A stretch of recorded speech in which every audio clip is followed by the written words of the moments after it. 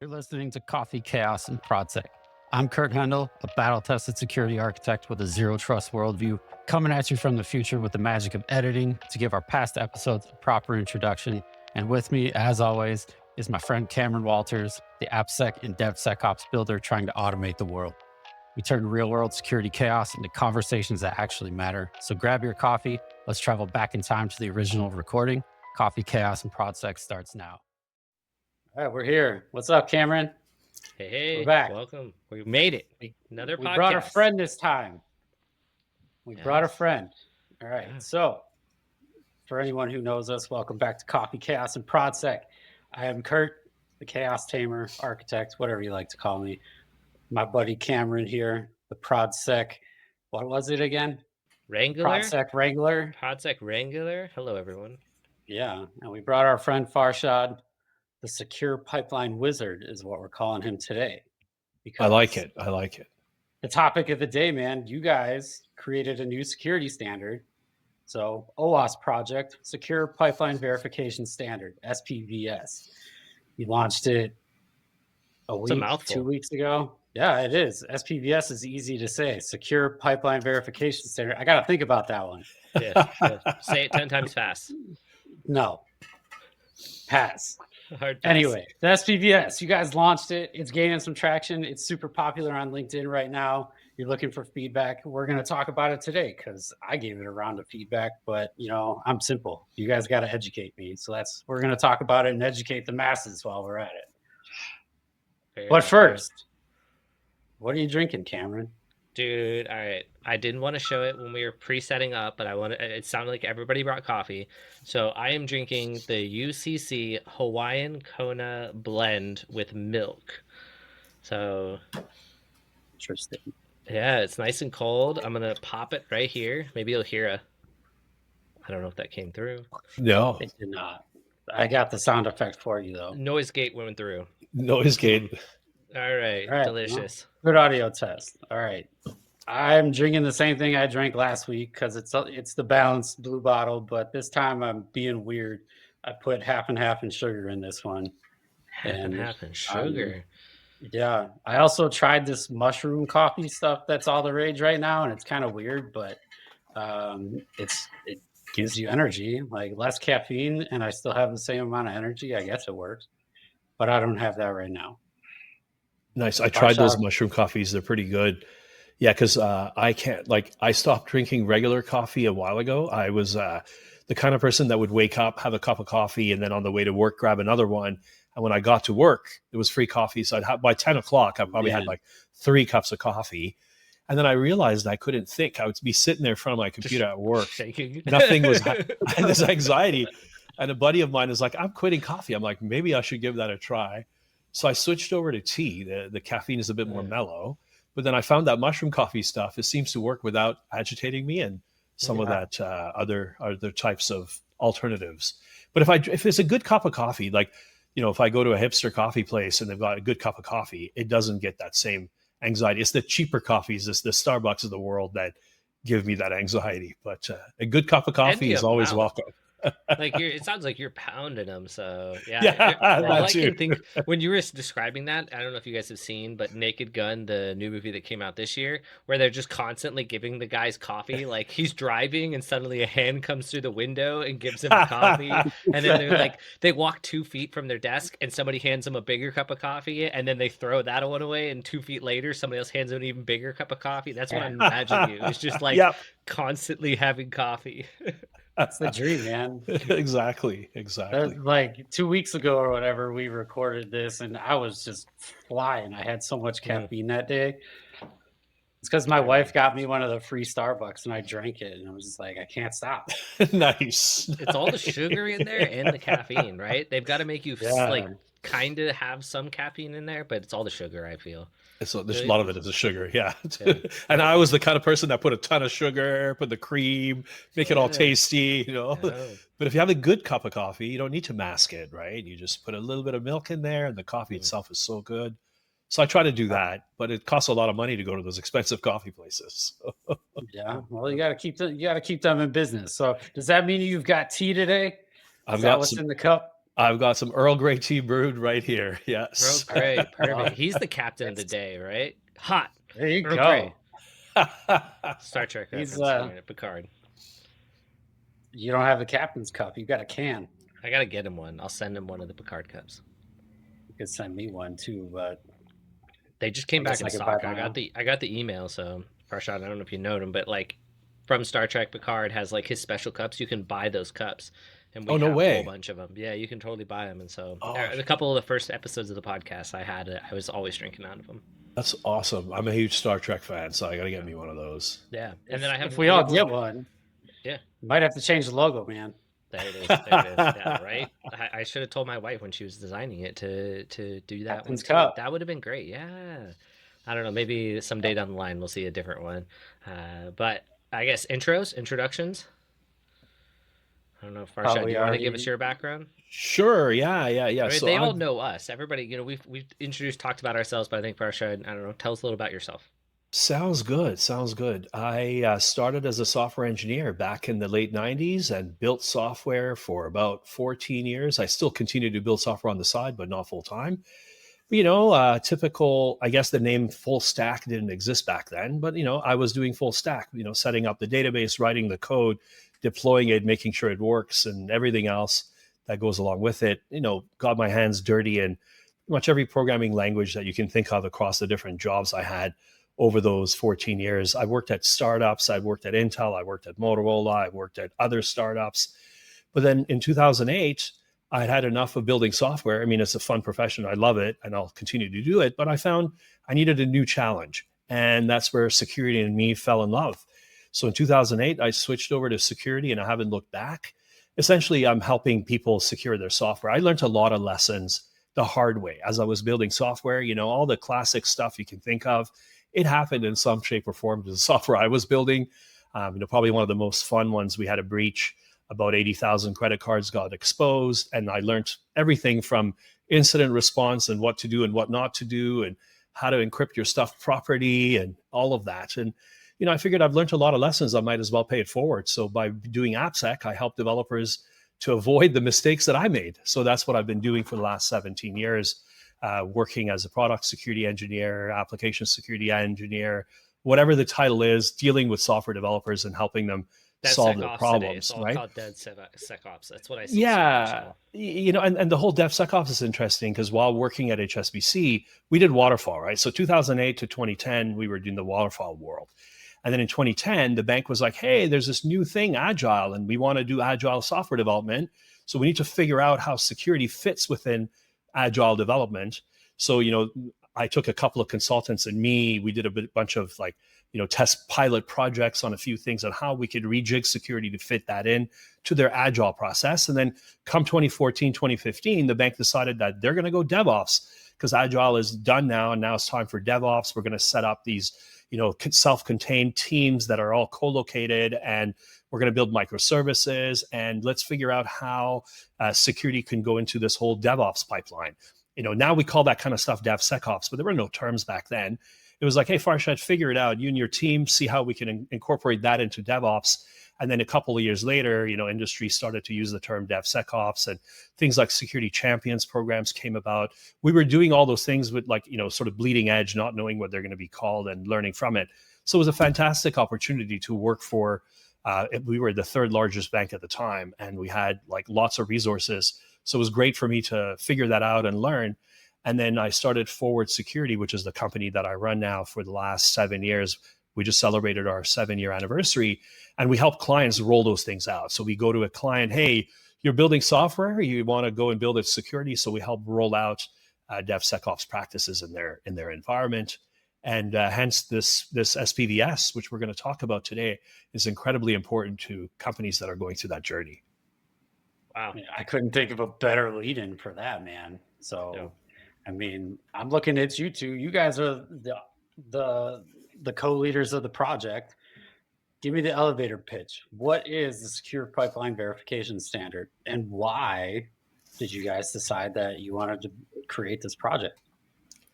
You want me to take that one, or Go for it, Cam. I've done a bit of talking. You could do some rock, paper, scissors, actually, if you want, but I know we're limited on time.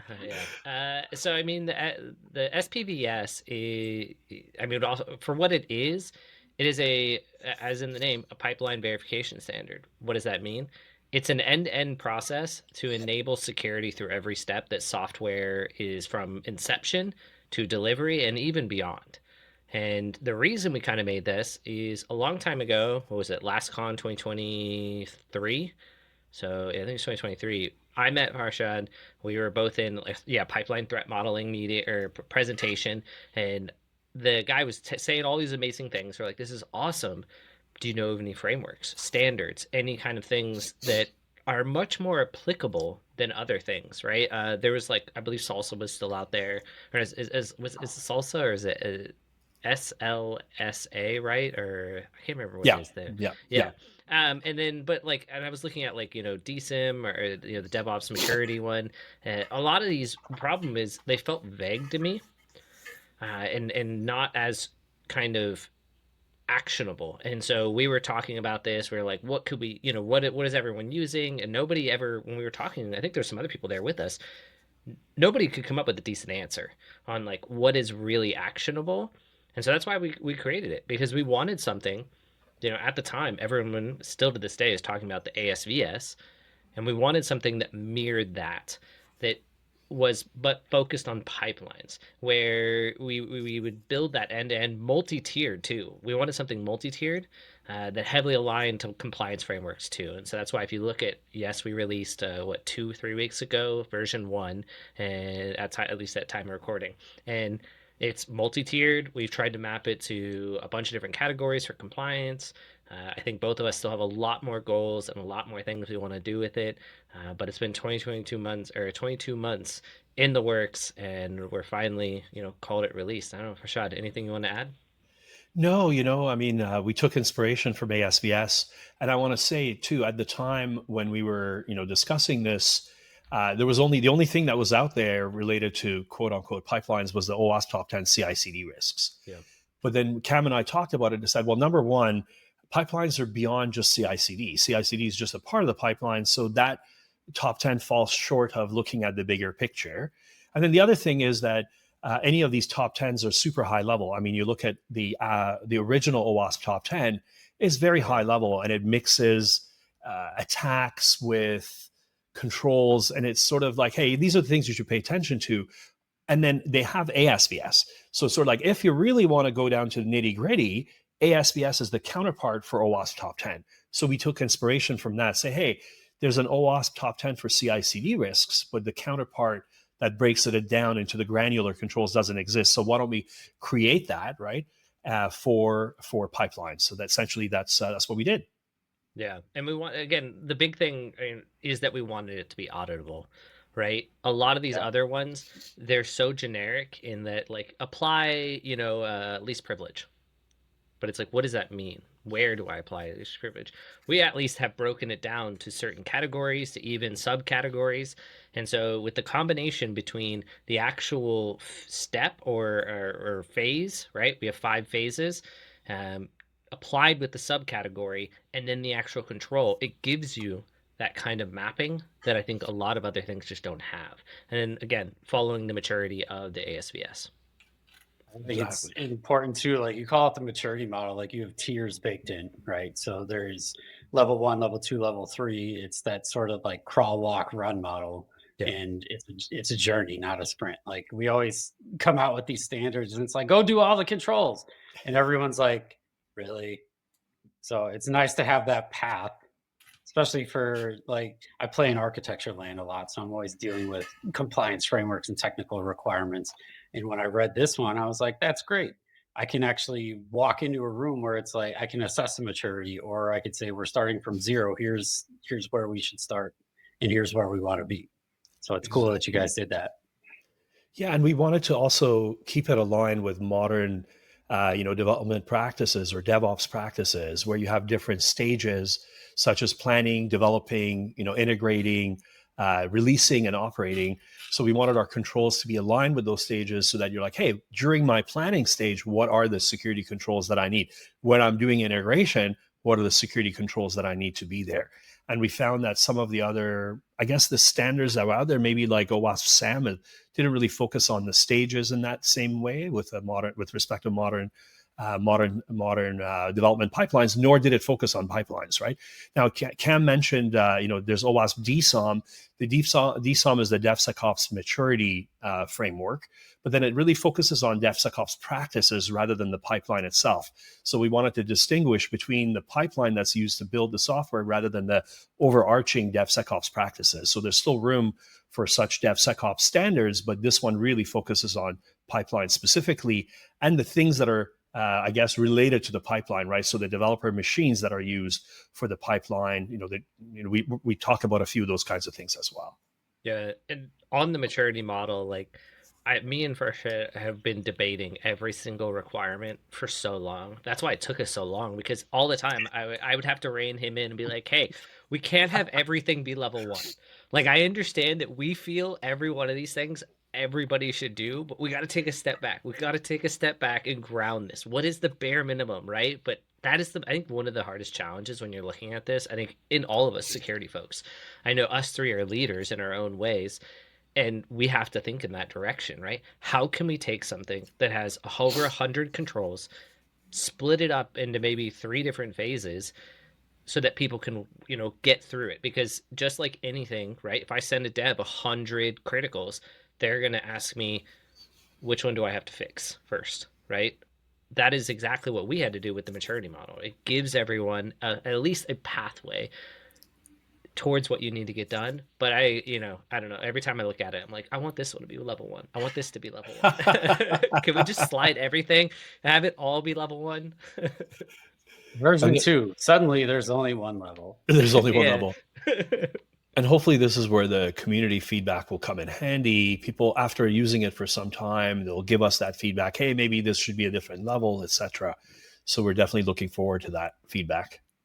Yeah. Pop quiz, because you said a control number. So how many controls are there? Do you know offhand? I believe it's 102.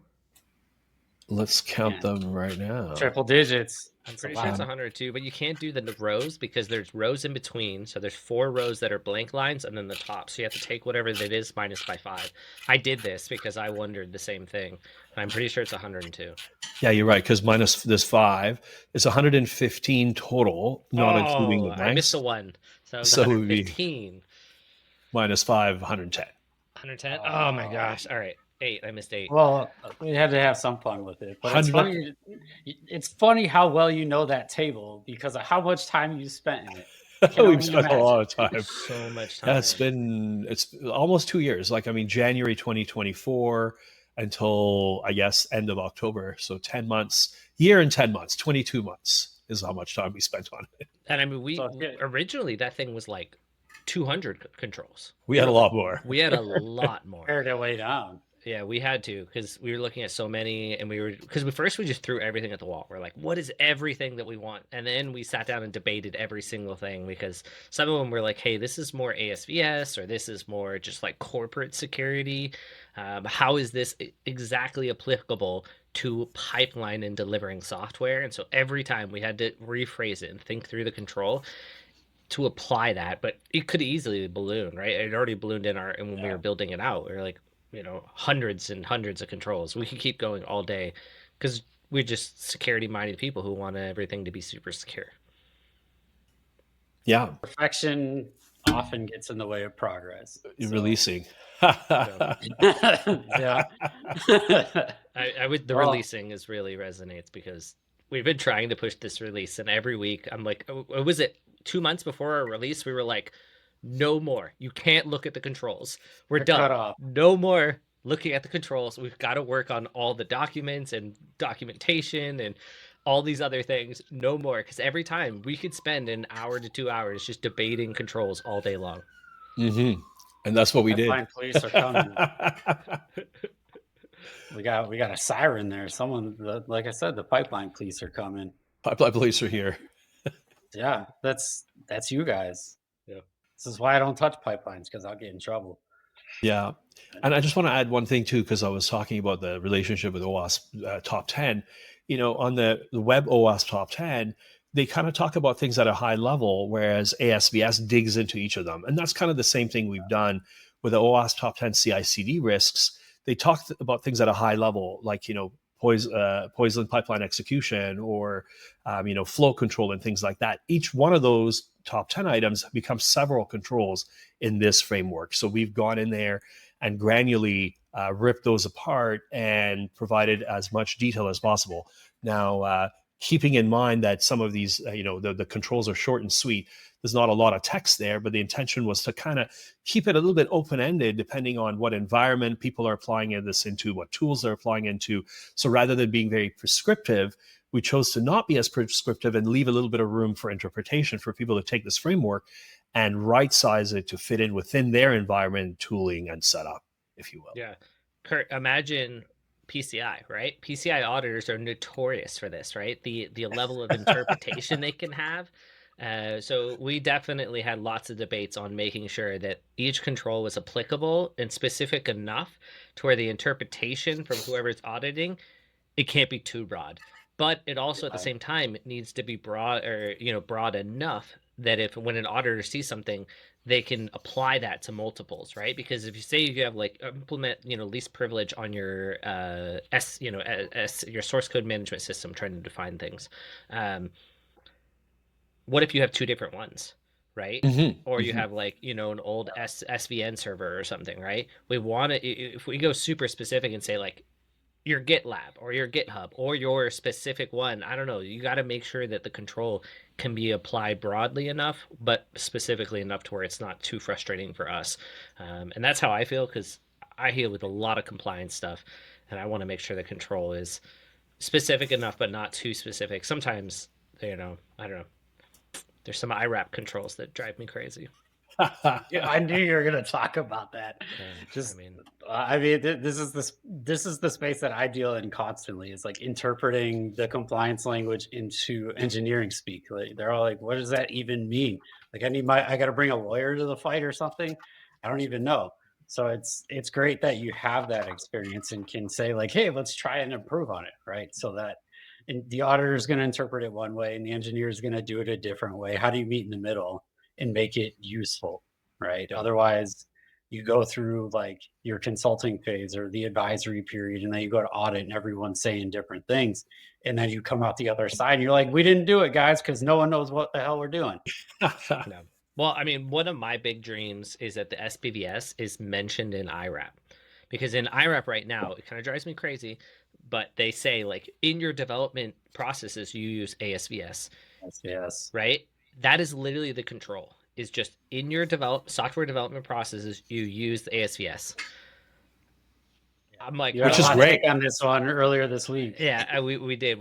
That one frustrates me, because I'm like, what does that mean? Right? And I would say that is a good indicator of a bad control, because what does that mean? That leaves so much open interpretation. So, but I still hope someday there'll be a line item underneath that says, implement SPVS in your software development practices, right? Something like that, so that it's there too. That'd be my dream. I hope someday it'll be there. We'll see. But I'll call Australia later. Yeah, IRAP. If anybody hears from IRAP, you guys got to be a little more specific, because I'm dealing with some auditors, and I know some auditors. I've been through it where they're like, what does this mean? How do I not meet ASVS? Do I have to conduct an audit? Do I have to do level 1 audit, level 3 audit? Do I have to have a third party come in? That is a bad control, right? Because it's so open to interpretation. I don't know. That's my hot take. Yeah, there you go. We got the hot take. The government Chaos Cameron is back. It's a good step that they've actually added ASVS in there, right? I wish PCI did that. It's there, yeah, agreed. But yeah, to your point, they don't tell you which level to use, how to test it. The government of Canada did something good, but then they pulled it out. So they have this framework. It's called the Cybersecurity Framework for Canadian Small Business or whatever. And it's kind of like the CIS 18, but in the software one, they recommended ASVS, which I was really excited about. And then they actually went on to say level 1 is the minimum for every company. You need to test your application against level 1, but you should consider that you may be a level 2 or level 3. So they were setting level 1 as the minimum requirement and saying you need to test it according to that. And then adding level 2 and 3, saying, hey, you should also consider them because maybe your app is sensitive, right? But then what they did is they took it out. So about, I don't know, a couple of years ago, they removed that whole ASVS thing. I'm like, man, 1 step forward, 2 steps back, right? So hopefully these guys won't remove ASVS from IRM. And what they'll do is just make it clear what levels, and hopefully SPVS will make it in there as well. I mean, these are standards that a lot of time gets spent building. And unfortunately, a lot of these higher level frameworks, they don't even refer to them, right? Like PCI just handpicks a bunch of specific things. Test for this SQL injection and test for this other thing. It's like, hey, why don't you say go use ASVS and then use the right level and all those kinds of things, right? We have standards for software security, but unfortunately, the industry isn't mature enough to refer to them yet. So I would give it a couple of years, hopefully. We'll see. I mean, there's so many frameworks too. You get all tied up in this web of compliance frameworks, and it's like I didn't ask you guys a question of like, how does ASVS relate to SPVS? Because Farshad, you actually explained it perfectly, I think, where the OWASP top 10, you have, hey, these are the things you should care about in applications. There's your ASVS. And then you have the top 10 for CI/CD. Hey, we have the equivalent SPVS. Did I get it right? Exactly. Yeah, exactly. Yeah. So it's easy to understand. You guys filled that void, and now let's have compliance frameworks reference this thing and build on it.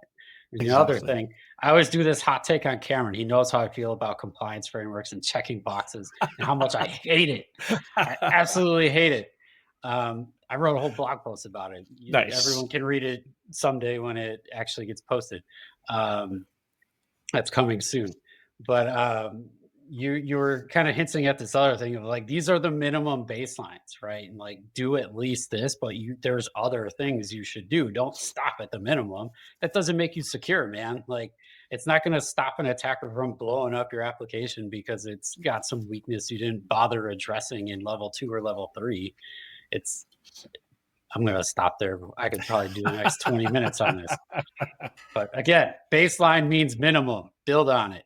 Exactly. I could get a hot take out of Cameron right now and start talking about like houses and front doors and stuff, but I'm not going to. Farshad, for some context, every time us security folks go into anything, it's always windows, houses, or front doors. Right? It's like, why wouldn't you do this? You wouldn't leave your front door unlocked. And I'm like, oh my gosh, come up with a new analogy or something. Give me something. Everyone understands it. Last time we talked, it was a ship. I think we used the ship last week. Yeah, I'm trying to come up with creative ones that don't. Cars. Yeah, car, you know, I don't know. I'm waiting for a scooter one, right? Like, or your bike. You lock up your bike, right? When you go, you don't just leave your bike outside and unlocked. So what's the equivalent of not locking the front wheels so that someone takes it and runs off of it? Yeah, that's like a level. We could debate this.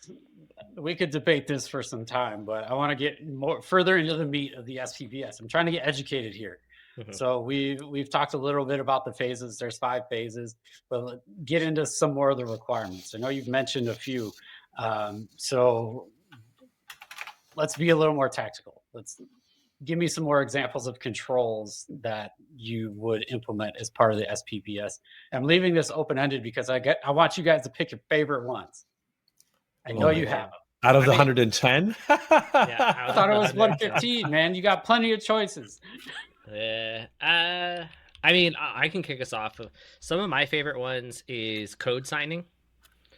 Making sure that the developer, when committing to your SCM, it's like cryptographically and verified that it's coming from that developer. A lot of companies don't configure that. They just push and go through basic auth, but I want even steps further. I also think that you should do a lot of other things before the commit can even get pushed, right? Like, I'm trying to pull it up and pull that exact requirement up so that I can quote it. But that's one of my favorite ones. Everything. Yeah, that's one of my favorite ones. And then beyond that, I mean, basics, right? Establishing an OSS policy. I think this one is one of the ones, and I'm stoked because OWASP has just released their release candidate for 2025 OWASP Top 10. And what's on there? Secure software pipeline, was it secure? I forgot it. Secure pipeline security, right, or something like that. Oh my gosh, I'm blanking. I don't remember. They added a supply chain. Yeah, They had the supply chain. vulnerable dependency. They got renamed to supply chain to make it broader. Yeah. And then they added, they merged SSRF with access control, and then they added one more. Yeah, let's not go down the SSF one. On my LinkedIn post, people have been blowing me up about that one because they're like, why is it getting... Let's not go down there. It was the software supply chain failures. There it is. I knew it had failures in it. But that one I'm really stoked is in there because I like that they broadened it because it should be broadened. It is a major issue. We're seeing lots of vulnerabilities related to supply chains in all different directions, as well as open source. You know, and in there, it even references some open source stuff, which is exactly what I want, right? Using vulnerable or known vulnerable components. I can't wait for it to take it a step further. Like in your OSS policy, you should define, and that's what we kind of define, say, establish an OSS policy. When we release, I don't know, version 1.2 or 1.4, that one will have control descriptions for each section, and I am going to have more expanded on that, but I want to put in the OSS policy section that you need to define what is acceptable OSS beyond licensing. And I think majority of people, that's all they look at. Most companies, they're like, does it follow an MIT license? Yes, use it, right? Oh, it's got this other license. There's some crazy license out there. You can't use it, right? That's it. That's crazy to me. Why are we living in a world where you can just go? It's like picking up a USB off the floor. It's like, oh, this USB works in my USBs. You know, it's compatible, so I'm going to use it. You have a backdoor. Yeah, and you have a back. Boom. Like, why don't we do more vetting? Why don't our tools do more vetting? Right. That's the crazy thing, is that why can't I go into my, you know, whatever SCA, software composition analysis tool, and have it verify something? Verify that there's 10 or more committers, that there's active things, that they do security releases in their release things, all these different things, right? That's what should be in your OSS policy. And then how do you enforce that? You should build in your policy an actual part about how to enforce that, and that improves your supply chain, right? And that's why we say build an OSS policy. Eventually, we'll be able to expand upon that and put descriptions, like the ASVS has description fields. I can't wait to sit down and for 110 controls and debate the paragraphs that are going to be there. We'll need a lot of coffee. A lot of coffee. Yeah, for you, a lot of Earl Grey. I'll send you like a giant bag or something. Pallet. Yeah, pallet. Yeah. But don't know where you're going to put it all. I'll kick it over to you. I want to interrupt first because so we mentioned the OWASP top 10. That'll be a different episode and whatever. But talking about supply chain attacks, and you guys have been developing this for like almost 2 years now between the time you started and released. So in that 2 years, there have been supply chain attacks, but the first one that people seem to forget about is SolarWinds, right? Yep, this one blew up the news cycle, and it's crazy, the stuff that happens, and then it's quickly forgotten. Did that influence the creation of the SPVS?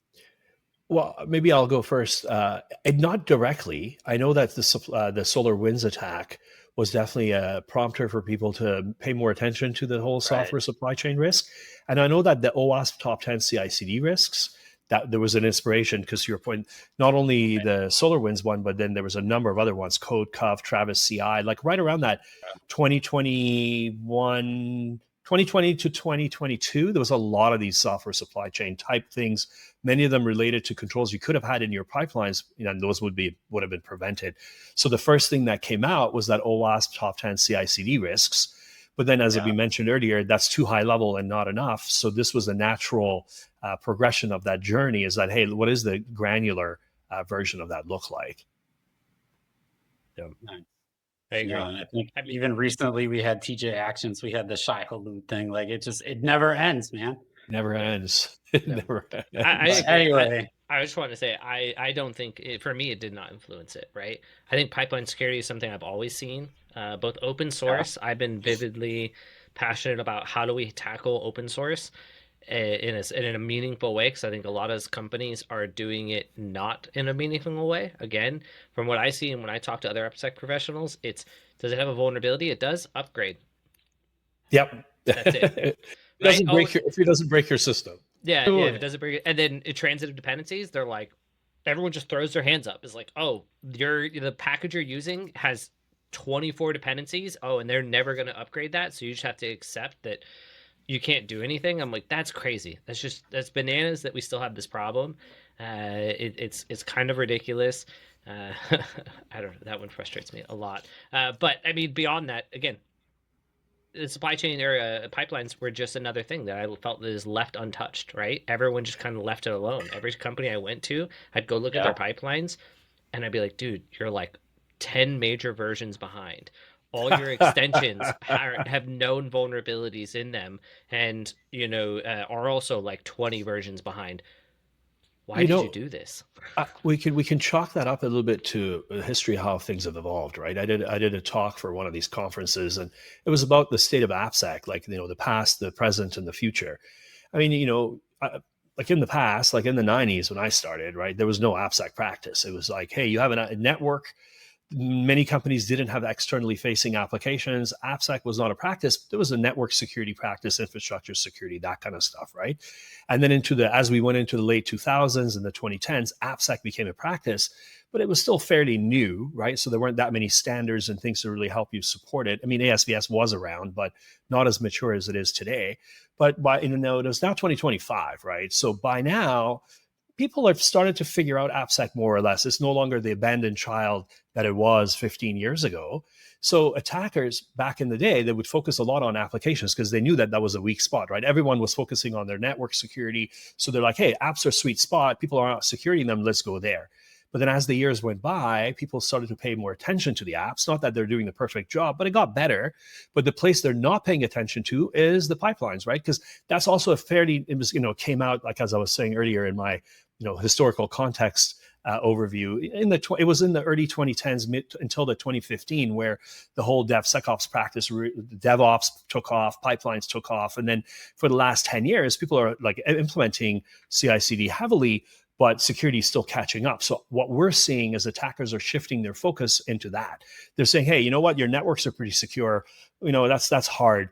Apps are getting pretty secure. Let's not focus on them. Oh, look at this easy target. These people's pipelines are not very well secured, right? Branch protection stuff is not on. They don't have scanning. Permissions are loosey-goosey.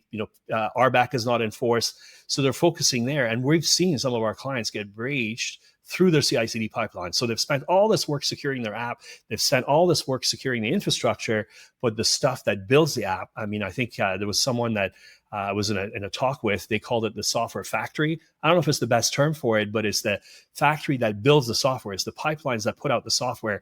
That's a new-ish area that there have been no standards. There have been no focus on security. Do any companies come to us and say, hey, I want to pen test my CI/CD? No, not really.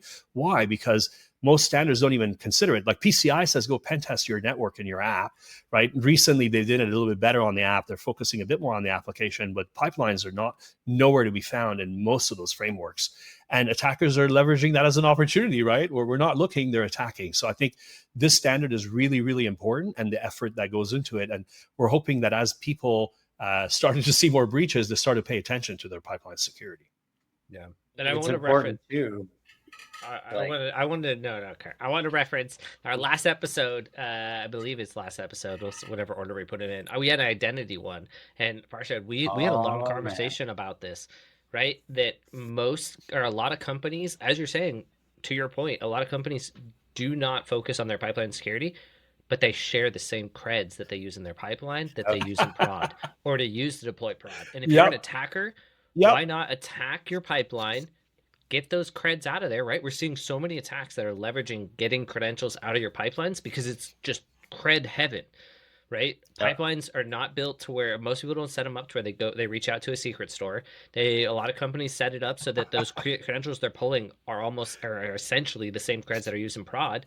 Oh my God. For me, that's juice, right? Like that's the squeeze. That's what you want. You will pop that server and you pop a whole company. Oh yeah, totally. Give me heartburn, bringing back all the memories of the things I ranted about. Like, don't do that. Yeah, and some of these pipelines, you can go all the way.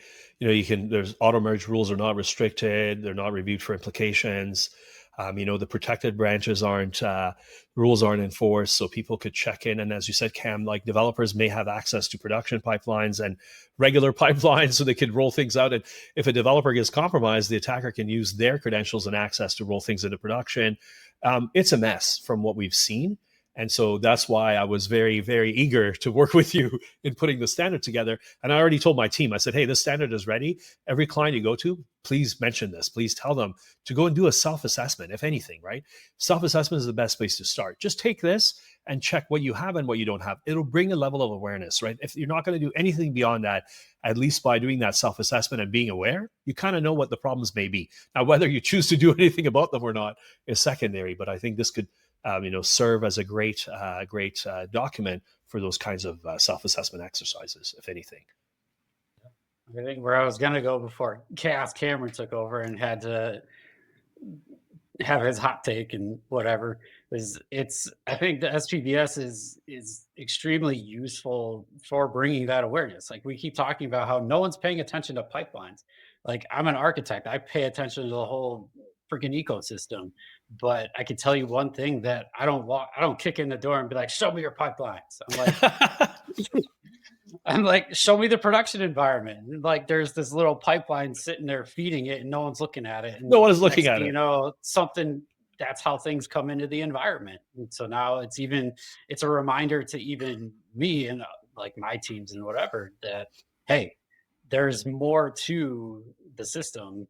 You need to look at it more comprehensively. So don't forget about the pipelines, because more and more commonly as companies mature how they build and deploy software, there's a pipeline or multiple pipelines. And if you want to sneak something in and amplify an attack further, I mean, that's the way to do it. Totally. I know I never really gave you a chance to answer the control question, but I feel like you did a masterful job, being the wizard you are, getting like 10 or 12 of them into everything you just said. So I'm going to pause here and say, is there anything that came to mind that you didn't mention that you want to mention before we continue? I just kind of cleverly slid in my controls. Yeah, the ones I was mentioning, 3.318, which is verified branch protection rules are enforced, or the one after it, 3.319, verifying auto merge rules are restricted and reviewed by security for security implications. That whole category falls under, those controls fall under category 3, which is our integration category, which is important. But also in that category, we have a bunch around credential hygiene. So, asking what my favorite ones, some of the other ones are the ones related to that, because we see a lot of teams not manage their credentials. They're not using the security secrets repository or secrets managers that are available in these pipelines. They're putting in config files, and they're not restricting access to the secrets to the right pipelines, to the right users. So that whole credential hygiene, which is subcategory 3.2 within SPVS, is also one of my favorites. Well, I know we're moving right along here, and I'm purposely doing this quickly because we're actually limited on time this time, unlike previous times. So to both of you guys, we've talked about how this came to be. We've talked about some of the controls and the drivers behind the creation of the SPVS and how it relates to other OWASP top 10s and the ASVS.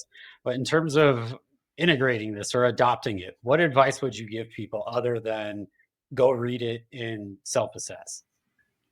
I can go first. I mean, as we mentioned earlier, always start small and grow from there. So looking at the level 1 controls is what we would recommend. To the audience, go and check this out, take the standard, look at the level 1s, and then do your own self-assessment, and then identify what you have and what you don't have, and then start your journey from there. Come up with a roadmap how you could address those within the next 12 months. If you can address the level 1 controls within the 12 months, you've done well, right? If you do them faster, even better. And then you can move on to level 2 and level 3 if it's appropriate for you. But I think that initial self-assessment would be quite useful for those who are listening and the users of the standard. I'm going to echo a lot of that. I mean, the self-assessment, you got to know what you have to do before you can do anything. But I would also say, what is the most easiest thing that you can do of the categories that you're working in? For some teams, I could see that you have a really robust DevOps team.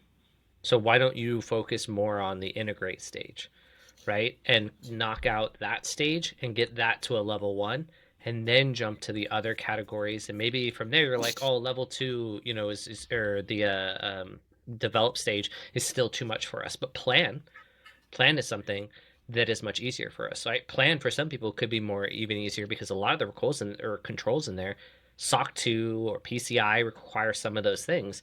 Basic corporate security, right? We have a lot of things around endpoint management, right? Hardening your developers' laptops. Maybe it's easier to set all that up, get everything there, build your policies, establish them, get that going, and then next year or maybe 6 months later, you tackle the next stage, right? Whatever you can do is always going to improve. But I think the biggest thing, whenever somebody looks at these standards, usually they get overwhelmed by the quantity or the amount of work. That work's already going to be there, right? Now you just know about it. So now pick and choose. Find which of the stages is a little easier for you, right? Jump maybe into plan, or maybe straight into the build stage, right? Or the integrate stage. I keep forgetting that we got rid of build and merged build into integrate. Originally, we had like 7 different categories, I believe it was. Yeah. We had like 7 or 8 categories, and now it's 5. Yeah, that was the big thing. We were like, because we wanted to break it out, because how you look at modern pipelines today, they could be about 8. There could be about 8 stages, but I don't know. I think we agreed. You know, let's collapse these things. A lot of these things make more sense if we collapse it. Exactly. Yeah. We wanted to keep it simple and short. Yeah. Well, we've never actually mentioned all 5 of them together, and I have them right in front of me because I'm learning. Plan, develop, integrate, release, operate. Now we've mentioned all of them. So take bites is what I heard Cameron just say. You don't do it all at once. How do you eat a burrito? One bite at a time. I don't like the one where people are like, how do you eat an elephant? We don't eat elephants. Elephants are not tasty. Well, and Cameron said salsa a bunch earlier, so I'm thinking like tacos and burritos. Now I'm hungry. That's way better. That's way better. But anyway, I want to end up. Well, we gotta wrap things up. So, any advice to people facing the challenges or roadblocks with adopting the SPVS or integrating this into their current environment? What sort of challenges do you foresee, and what advice would you give people? Do you want to take this one, Cam? I'll take it. Yeah, I think buy-in. Number 1's going to be buy-in. I think anytime you build out or try to assess, even doing a basic assessment and then try to implement new controls, it's going to be the buy-in. So as a leader, right, we are leaders, I'm a leader, and the biggest thing I do is a culture of change. So it's highlighting that as a culture, we need to adopt security. And so if you want to implement this, one of the big things, right, promote security within your program. Identify these things, talk about it, communicate it, drive impact, drive understanding, compare that to modern day attack vectors and vulnerabilities and incidents that we're seeing that are being disclosed that are related to it. And then just drive adoption. Maybe you just host workshops, right? And you just talk about it. You don't even say, hey, you need to implement, right? Just say, hey, here's the SPVS. Here's all these controls. Here are some of my favorite from each category that I think we could do at the company. Check them out, right? And just have a conversation before making anything set in stone. But for me, I think the number 1 thing is going to be adopt or buy-in. Like the ASVS and these other controls, they're well established. They're mapping to compliance things. They're mapping to these requirements that are becoming hard requirements. I mean, that's my dream someday. SPVS becomes a hard requirement, but until then, I would say, just communicate and be that advocate of change and start to do your self-assessments. Yeah, I'm going to double down on that. Buy-in is really important with anything to do with security. How many times have we been with a client where buy-in wasn't there and then it was just like pulling teeth? So essentially, I think that would be the first thing. And then right-sizing this too, because, this becomes overwhelming. Not every security control applies to every environment. So, the first thing to do is go and right-size it. Once you do that, instead of 110, it may be half as many controls you have to deal with because of your environment. So, get the buy-in, right-size this, do a self-assessment, and then identify where your weak spots are and start, building a roadmap and work on it. Burritos are eaten 1 bite at a time, right? You're not going to eat that in one sitting, hopefully, unless it's really tasty. Like that place you took me, Cam, in Austin for those breakfast burritos were amazing. I'd eat that right away, but other than that. That's fair. all this talk of burritos and food, man, I think it's time to go and get some lunch. That sounds good. And then on a high note, I really appreciate you guys educating me today, and I hope this was helpful for others. But that's all we're gonna do for today. I'm sure we could beat this thing to death over the next like 4 or 5 hours. But Farshad, it was great to have you here with Cam and I today. Thank everyone that joined us for a listen. And find these guys on LinkedIn, give them some feedback, or go find the SPVS on the OWASP website. They have the GitHub version. You can give feedback directly to these guys, help contribute to it as a community. It's how we all get better. Smash that like and subscribe button, or smash the smash, as Cameron would say. Smash. Stay caffeinated, and we'll see you back here for the next one. Thanks for having me, guys. Yep. Cheers.